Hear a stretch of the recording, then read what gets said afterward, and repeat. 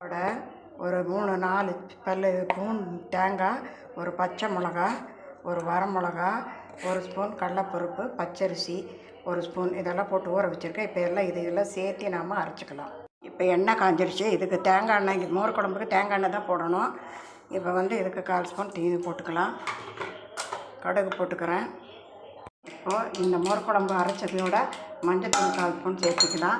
இப்போ தாளிச்சதையும் சேர்த்து இதில் ஊற்றிக்கலாம். வேணால் ஒரு வரமிளகா போட்டுக்கலாம்.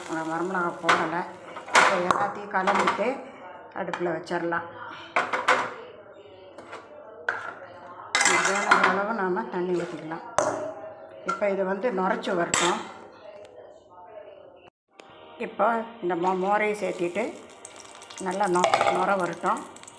நுர வந்த வாட்டி இறக்கிடலாம். தேவையான மோர் குழம்பு ரெடி ஆகிரும். குழம்பு பாருங்கள், நல்லா